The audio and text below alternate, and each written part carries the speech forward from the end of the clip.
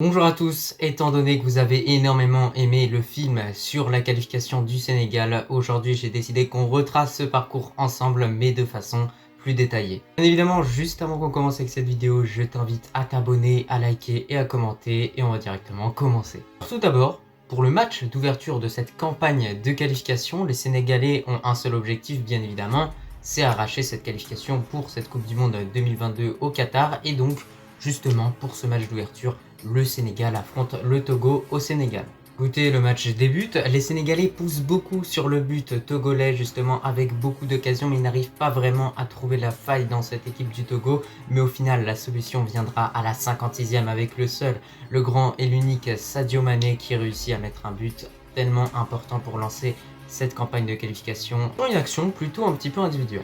Les Sénégalais vont continuer d'attaquer sur le but togolais et vont réussir ensuite à mettre le deuxième but et donc à faire le break à la 81e par l'intermédiaire d'Abdou Diallo sur un corner.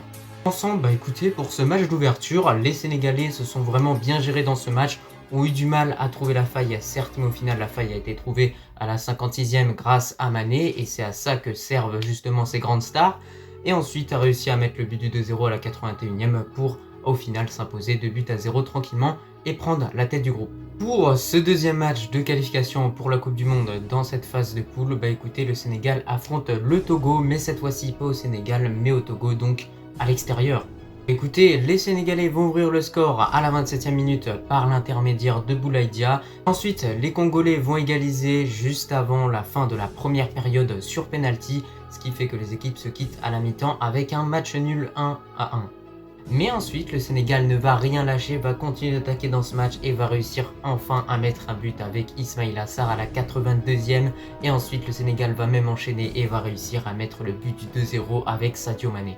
Écoutez, pour ce match-là, la victoire ne fut vraiment pas évidente pour les Sénégalais. Voilà, il y avait quand même une équipe du Congo qui était vraiment en place en phase défensivement. Mais au final, ils ont réussi à les faire craquer en fin de match et à mettre de buts pour tout simplement continuer d'être premier de ce groupe et se diriger vers une qualification pour cette Coupe du Monde 2022. Pour le troisième match de cette phase de poule, le Sénégal va se retrouver de nouveau à domicile. Plusieurs changements sont effectués dans le 11 de titulaire de la part de Aliou Cissé, dont notamment la titularisation au poste de buteur de Famara Diédhiou. Écoutez, les hommes d'Aliou Cissé débutent bien la rencontre parce qu'ils arrivent à marquer un but dès les premières minutes avec Idrissa Gueye. Ensuite, on a Famara Diédhiou qui va doubler la mise, puis Sadio Mané à la 55e qui va permettre au Sénégal de mener 3-0. Et néanmoins, la Namibie ne lâche rien et va même réduire l'écart à la 76e minute.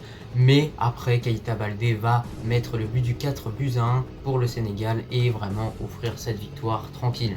Le Sénégal s'impose tranquillement et donc continue son chemin vers la qualification. Écoutez, pour ce quatrième match de cette phase de poule de qualification pour la Coupe du Monde 2022, le Sénégal affronte de nouveau la Namibie, cette fois-ci à l'extérieur. Et écoutez, Famara Diédhiou ouvre le score dès la 22e minute, mais 5 minutes après, les Namibiens vont avoir quand même une réaction et du coup égaliser dans ce match. Mais finalement, Famara Diédhiou va continuer son show dans ce match réellement avec 2 buts qu'il va enchaîner ensuite, permettant ainsi au Sénégal de s'imposer 3-1. Et donc à lui, Famara Diédhiou, de compter tout simplement un triplé dans ce match. Donc grosse prestation de sa part sur ce match et clairement une masterclass. Pour ce cinquième match de poule, écoutez, les Sénégalais vont se déplacer tout simplement au Togo. Et là, je peux vous dire que vraiment, c'était des conditions très compliquées parce qu'il y a eu des grosses averses de pluie tout au long du match. Au final, ça a profité au Togo parce qu'ils ont ouvert le score dès la 45e minute. Mais au final, les Sénégalais n'ont rien lâché dans ce match. On continue de pousser sur les buts togolais. Et au final, on réussit à égaliser à la 96e minute, à la dernière minute du temps additionnel, j'ai envie de vous dire, grâce à Habib Diallo sur un superbe lob face au gardien. Donc voilà, Habib Diallo en super sub dans ce match très clairement. Il permet au Sénégal de sauver le point du nul. Au final, ce match nul permet au Sénégal de rester invincible dans cette campagne de qualification pour la Coupe du Monde. Mais surtout, j'ai envie de vous dire qu'il n'a pas vraiment d'impact sur cette qualification parce que pour l'instant, ils sont les premiers du groupe et continuent d'être premiers. Justement, pour le dernier match de cette phase de poule de qualification pour la Coupe du Monde 2022, à ce moment-là, l'ambiance est déjà festive au Sénégal, tout simplement parce qu'on sait que l'équipe est déjà qualifiée et on n'attend qu'une seule chose là-bas, c'est clairement le tirage au sort de ces barrages pour la Coupe du Monde 2022, pour voir contre qui va tomber le Sénégal. Et justement pour ce match-là contre le Congo, le Sénégal prend quand même ce match au sérieux parce qu'il s'impose 2 buts à 0 avec 2 buts inscrits par un unique buteur, Ismaïla Sarr, qui permettra au Sénégal de s'imposer au final 2 buts à 0 et de faire une prestation solide et de bien finir cette campagne de qualification, en tout cas en ce qui concerne la phase de poule. Au final, le bilan de cette phase de poule de qualification pour la Coupe du Monde 2022 est de 5 victoires, un match nul pour cette équipe sénégalaise. Donc au final, on a 16 points qui sont récoltés, quasiment la totalité des points. Donc c'est vraiment plus que satisfaisant. Et maintenant, ils doivent attendre une seule chose, c'est l'adversaire contre qui ils vont tomber pour les barrages. Écoutez, ce tirage au sort a lieu. Et alors là, clairement, le Sénégal n'est vraiment pas gâté parce qu'il tombe contre l'Égypte. L'Égypte qui est une des meilleures équipes sur le continent africain, très clairement en termes de football, que ce soit au niveau de leur championnat ou de leur équipe nationale, avec de grands joueurs, Mohamed Salah, Marmouche, il y en a d'autres. Mais en tout cas, vraiment, le Sénégal n'est vraiment pas gâté avec ce tirage parce que quand même, l'Égypte, c'est une sacrée équipe.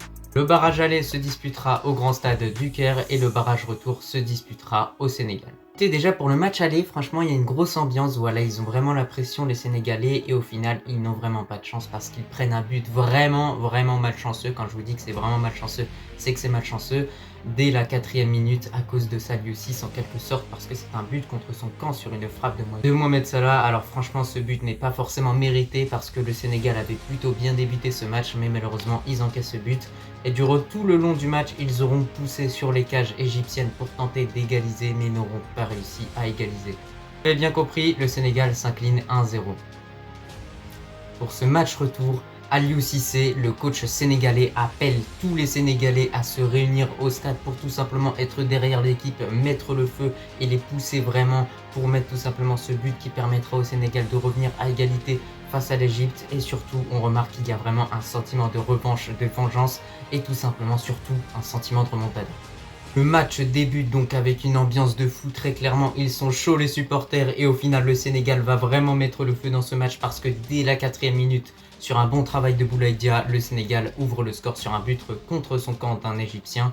Et donc là, je peux vous dire que c'est encore plus le feu. Le Sénégal continue dans ce match d'attaquer, continue de mettre le feu sur les cages égyptiennes avec plusieurs grosses opportunités, notamment beaucoup de loupés d'Ismaïla Sarr. Mais au final, les Sénégalais ne parviennent pas à inscrire un deuxième but et donc vont en séance de tir au but avec l'Égypte.